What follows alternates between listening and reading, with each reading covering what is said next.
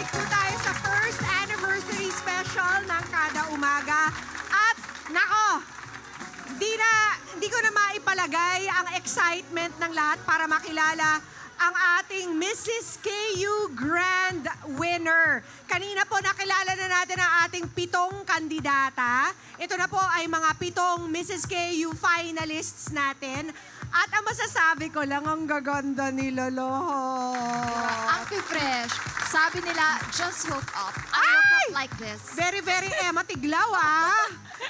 At ngayon pa lang, congratulations na po sa inyong lahat. At congratulations din sa mga nag-nominate sa inyo. Hindi sila nagkamali. Tama. Diba? Kaya simulan na natin ang nakakatuwa, nakaka-tense na Q&A portion. Pero bago yan, Mama P, dumating na nga tayo sa pinakaabangan. Ito yung make or break part ng pageant competition. Alamin muna natin ang criteria for judging. 50% para sa gandang misis, 40% para sa diskarte at talino, at 10% para po sa overall impact with a total of 100%. Kaya naman, Okay. At sa ating mga Mrs. KU, makinig po kayong mabuti dahil ganito po, may konting twist po ang ating magiging Q&A portion ngayong araw. Bubunot po kayo sa ating bowl ng papel kung saan nakalagay ang pangalan ng mga ating judges ngayong araw. Nandyan po si Judge Dennis, si Judge Kais, at si ultra mega representative natin. Kaya pag bunot nyo po, mamimili kayo ng judge sa pamamagitan ng pagbunot sa ating bowl, tapos sila po ang mag-a-ask ng question sa inyo. Meron po tayong 3 categories of questions. EMS, ang una, home economics, major in culinary arts and childcare. yes, meron pa tayong science and technology major in TikTokology. At meron tayong current events major in show business. At base po sa mga category na yan, yung inyong magiging katanungan. Ayan, kaya sana lahat kayo ay well-versed sa mga kategoryang yan at bilang finalist na kayo ng Mrs. KU, I'm sure talaga namang honor student na kayo sa mga kategoryang yan. Yes. Kaya, meron ka bang mga tips? Miss Intercontinental 2019. Ang haba kasi nung title, buti pa yung Mrs. K, yung iksi lang eh, no? Pag po Q&A, total, feeling ko pag misis at saka nanay, alam naman na nila lahat eh. Di ba meron tayong mga naging Mrs. K na rapper, di naman nauubusan ng sasabihin yung mga misis at nanay, kaya ikuwento nyo lang po ang inyong buhay. Wala naman pong tama at maling sagot dito. Depende po sa inyong karanasan ang gustong marinig ng ating hurado at mga kada squad. Okay? Okay, kaya unahin na natin po si Mrs. KU number 1, ang Mrs. Sales Talk ng Antipolo, si Mrs. Precious Puno. Hi, Precious! Ayan. Ito si Precious, ito yung sinabi ni Mister na talaga namang mala 20 years old daw ang kutis at kagandahan. Kinis eh. Super kinis talaga. Kaya, can I have the bowl, please? Para makapili ka na po Bunot na po kayo ng ng hurado. ating judge. Yes, Thank Precious? At napili Miss niyo si Miss Lani. Miss Lani, pili na po kayo ng kategorya. Bubunot po. Ayan. Ang nabunot ni Miss Lani ay sa Anong kategorya Home po? Economics. Patingin. Major in Culinary Arts Ayun. and Child Oh, yun. Care. Magaling ka ba doon, Precious? Ilan ba ang anak niyo ulit? 2 po. Oh, ay, talaga naman. Gets na ni Precious to. And the question is, Miss Lani? Okay.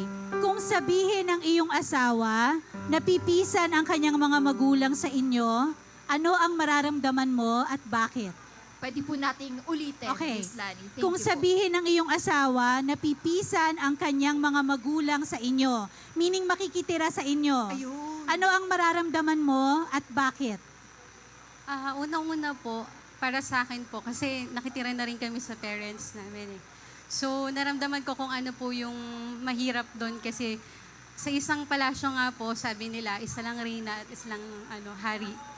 So, Amen. naramdaman ko na mahirap talaga po yun. Pero bilang isang isang nakitira na rin naman po, papayagan ko naman po kasi kung kinakailangan naman po. Kasi since nakitira rin po kami, mahirap po yun sa totoo lang kasi hindi po madaling magsama yung dalawang hari at prinsesa sa isang bahay. Pero pero kaya naman po yan kasi parehas naman pong magulang, nagkakaintindihan naman po yun. So, isang pamilya. Para sa akin, okay lang po. Thank you. Bibigay ni Precious sa kanya yung forest lodge. Yun na yun. Thank you very much, Precious. Nice to see you again. Okay. Tawagin naman natin ang ating Mrs. KU number 2, ang raketerang Mrs. ng Bulacan, si Mercedita de la Cruz. Good morning. At Good morning. Mercy, bunot na po tayo ng ating kurado. Thank you. Sino pa ang ating nabunot? Sir Yan. Dennis. Si Sir Dennis.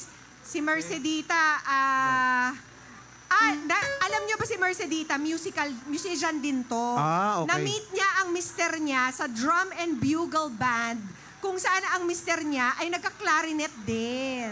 Ayun. And since then, they made beautiful music together, Together. Dennis. Ayun. Pareho pala kayong mga musikero. Anyway, Mrs., ano ba ang gusto nyo? Current events, science and technology, or home economics? Science and technology. Wow, matalino, Major matalino. in TikTok. Science. Science. Iba yun, Ngayon lang Sir. tayo May nagkatagpo. baon. Kung bibigyan ka ng pagkakataon na ipagawa ang isang parte ng iyong katawan, ipapagawa mo ba sa ngalan ng papaganda? Bakit oo o hindi? Actually, thank you po, sir, ha? Actually, Welcome naman. wala na po talaga akong gustong ipabago sa aking katawan. Ayun. Kasi, confidently beautiful na po ako sa aking katawan sapagkat ganito lang ako kung saan ako nakakarating, sumisikat ako ng ganito, ang aking itsura, ang aking kulay, at ang aking kakayanan. Kung paano ko ipapakita ang aking sarili, kung paano ko ipe-present ang aking sarili Iyo. sa mga tao. Correct. Kaya masasabi ko po, wala na akong gustong baguhin sa aking katawan dahil ito ang binigay sa akin kung sino man ang nagbigay at nagagamit ko to ng maayos sa pamamagitan ng pagrampa, pagracket para sa aking pamilya. Yun lang po. Yun. Thank Okay. you. Confidence bang hinahanap nyo? Confidence. Check na check. Thank you very much. Candidate Thank you. number 2. Diba? Next. Tawagin naman natin ang Mrs. KU number 3, ang Mrs. OFW ng Taguig. Si Jesselyn Galang. Hi, Jesselyn! Kamusta ka? Hello po, kamusta po kayo? Meron bang ulit? mga pagbabago mula nang ikaw ay itinanghal na Mrs. KU dito sa Kada Umaga? Meron po actually. Parang may fans ko na nga Sabi mo eh. kakot. May Presently nakot. po ay enrolled ako sa baking and pastry production under ng TESDA. So, bakasyon ng mga bata. So, naghanap ako ng something na pagkakaabalahan ko. Kaya, today po enrolled ako, kaso absent ako today. Sino pong mga kasama nyo ngayon? Sister ko po, tsaka po yung daughter ko na nag-nominate Oo sa nga. akin. Oo nga. Nabanggit mo na nga yung baking hanggang ngayon. Hinihintay pa namin yung Wala eh. pasampol. Malapit na po. Minsan Loko lang po. nakatambay lang kami sa pinto. Walang dumarating. Okay, pili po tayo ng ja. Andun na So, saan pala. napupunta tong ano na to, ha? Nawawala, Pool na to, wala. ha? Nakikipag-hide and seek. Ayun, ang napili po ay si Mr. Dennis Padilla po Okay. ulit. Hello po. Okay, Mrs., ano ho ang gusto nyong question? Current events, science and technology, or home economics? Home economics po. Ay, oo. Siguro magaling to sa pagluluto. Nagbe-bake, Sir Bake. Dennis. May puto online business. Meron? Okay, patikim niyan, ha? Sure po. Dumadami ang order. Okay, ang iyong tanong. Nakita mong pinapagalitan ng iyong biyenan ang iyong anak. Naku! Pinapagalitan. bilang parte daw ng pagdidisiplina, ano ang iyong gagawin? Wow, naku, very ano yan Oo. very touchy ang sitwasyon. Sige po, Ma'am Jesseline. Una po, papabayaan ko po si mother-in-law or parents-in-law na Pagalitan. pagalitan niya. Kung yun po yung... Kasi alam ko po, pag ginawa niya yon, one thing for sure, may nagawang mali ang bata. So, Okay. iaalam ko po siya na pagalitan. And then later on, kakausapin ko po yung anak ko.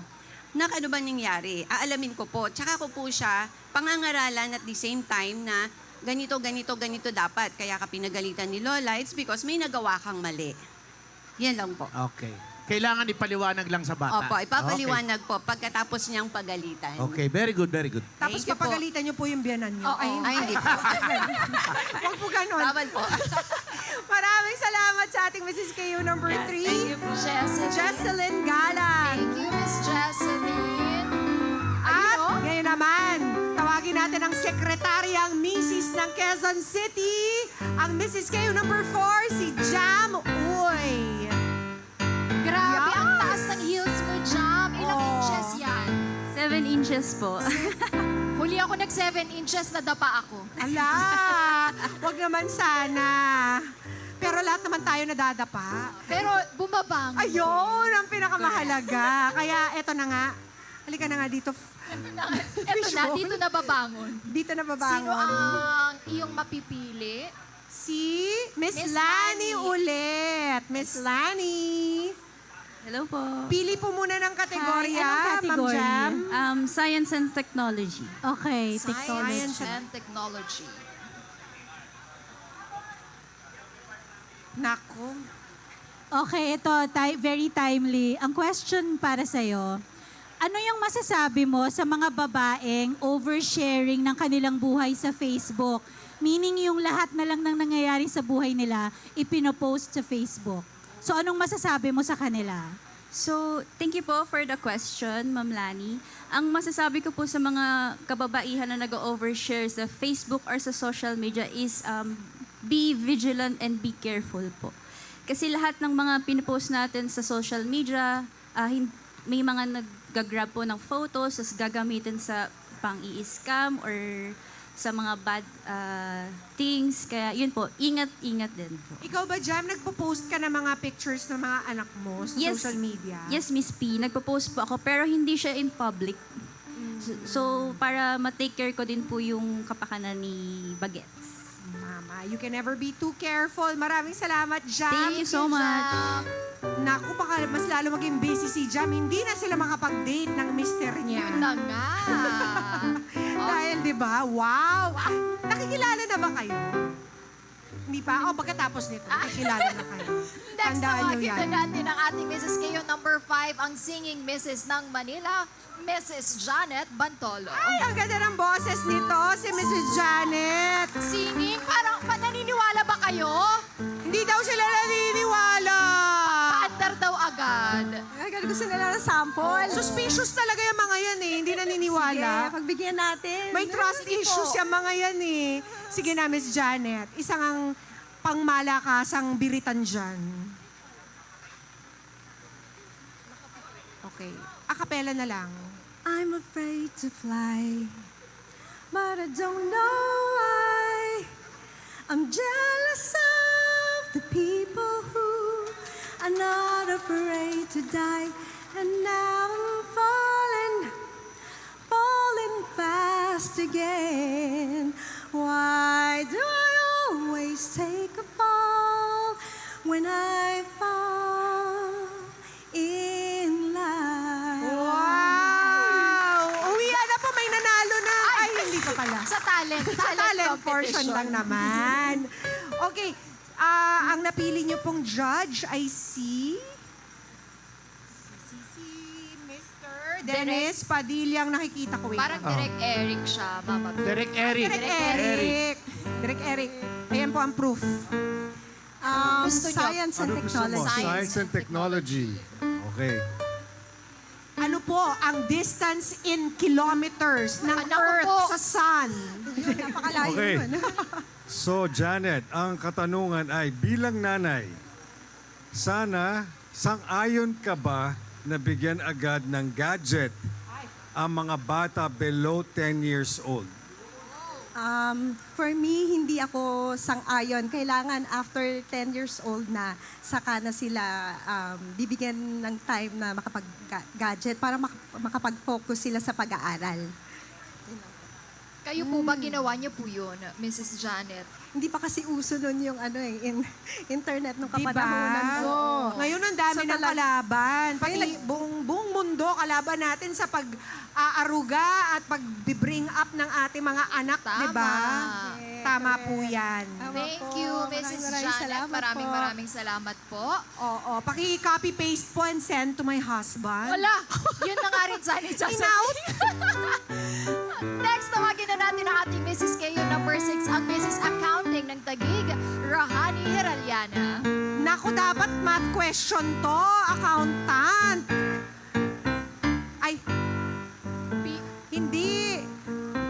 Okay. Kamusta ka naman po, Okay Ma'am Rohani? Ano po ang ginawa ninyo pagkatapos po ninyong matanghal na Mrs. KU dito? Nag-date po ba ni Mr.? Yes. Agad-agad. I-invite po ba kayo agad ni Mr. pag uwi po ninyo? Masaya. Masaya. Naku. Ano pong reaction ni Mr. nung nakita po niya yung itsura ninyo? Natuwa naman siya, nagulat siya, sabi, wow. Kasi parang very Madalang rarely lang yung, Oo. yung Ito po, bunot na po tayo ng ating Pasensya na. murado. First day ko po today eh. Direk Eric Quezon. Direk Eric! Ayan, It's you. wala na po tayong Current science events and na lang at saka technology. home economics. home economics. Home economics. Okay. So, Rojani, ang iyong katanungan ay, nakita mong maraming fina-follow na magagandang babae sa social media ang iyong asawa. Nako! Ano ang iyong gagawin o sasabihin sa kanya?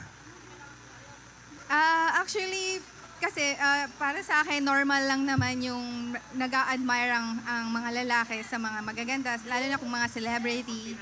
Kagaya din naman naming mga misis, meron din kaming ina-admire. Ang importante, hindi siya nagiging irresponsibleng ama, hindi siya irresponsibleng asawa. Siguro, at saka, ang importante din doon is meron kaming tiwala sa isa't isa. And I am very confident na alam ko naman na ako yung asawa niya at hindi naman siya ganun kadaling makukuha na iba. Ang bait naman ni Mrs. Rohani. Maraming salamat, Direk Eric. Maraming salamat po, Mrs. KU number 6. And our last candidate, Mrs. KU number 7. Yan po si Jen Ang Mrs. Sokmed ng Bulacan. May hakot din. Sino po ang nandito? Yung anak ko po, mga anak ko, tsaka yung asawa Ayan ko. sila. Oh, may dala pang camera. Napaka-supportive. Alam niyo ba si Jen, dahil sa kanyang ganda, stalker vibe siya ng mister niya para makilala siya. Di ba, no, Jen? Opo. Muntik na siya ipapulis, actually. Buti na lang nataypan niya. Kung hindi, presinto ang bagsak Ni niya. Mister. Kaya pili na po kayo.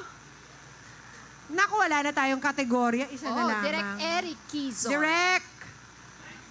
Sinusulit namin ang guesting Ano na mo. lang? Oo nga, sulit na sulit. current Umaraw events. kanina at umuulan na ngayon. Diba? All weather. Yan ang pa-welcome ng first anniversary. Pausog ng pausog kami sa stage eh. Mamaya nandiyan na kami sa taas. Anyway, so, Jen, Jen. ang iyong katanungan ay, kung bibigyan ka ng pagkakataon na makipagpalit ng buhay sa loob ng isang araw sa isang sikat na artista, sino yon at bakit? Thank you po sa isang napakaganda at mahirap na tanong kasi kung sa tutuusin po, hindi ko po kasi nakikita yung sarili ko na ipagpalit sa ibang tao kahit artista pa po ito. Dahil naniniwala po ako na hanggat may contentment tayo sa buhay natin, yun ang susi para maging masaya tayo. Kaya, sorry po, pero wala po talaga akong maisip na gusto kong ipagpalit sa buhay ko dahil kung ipagpapalit ko ang buhay ko, hindi ko po makikilala ang aking asawa at ang aking mga anak na siyang tinuturing ko pong treasure ng aking buhay kahit hindi naman po ako ganun kayaman na tao. Maraming salamat po. Pero sinong idol mo na artista? Sa mga babae. Oo. Hinahangaan. Sinong Idol lang, hinahangaan ng idol. artista? Babae. Yung talagang nagagandahan ka sa kanya pag nakita mo, wow. Or nagagalingan ka sa kanya. Oo, Sino sa talento. Si Lovie po. Lovie po. Oo. Nga. Aiko Melendez. Oo! nga. Pwede rin. Oo nga. Pero, sorry, Miss Jen Manikis siya. Oo. okay. Mananatili akong Jen Manikis. Oo, maraming Thank you salamat, so much, Jen. Miss Pak na Jen. pak naman yung sagot mo. At dahil dyan, it's a wrap para sa ating Mrs. KU Q&A portion. Maraming salamat sa ating mga judges at sa ating mga Mrs. KU. Ang gagaling sumagot, parang Sanay na veteran sanay. na. Sabi sa'yo, Mama P, pag misis o nanay, marami talaga sasabihin yan Oo sa'yo. nga. Dami nga nga sinabi Full sa akin of- ng nanay ko dun eh. full of wisdom talaga kami. Oo Wow, naman. sinamang sarili. Pati ikaw, Mama P, marami din akong natutunan sa'yo, di ba? Alam ko nga, naging makapigil nga po ang bawat segundo para sa ating mga Mrs. KU. Kaya naman sa ating pagbabalik, O dapat eto naman, chill parelaxin naman. naman natin Oo, sila. chill naman. Isang natatanging harana naman na marapat lang para sa ating mga beautyhing asawa. Ito pa rin po ang Mrs. KU Grand Coronation Day. Dito pa rin po sa first anniversary special ng Kada Umaga!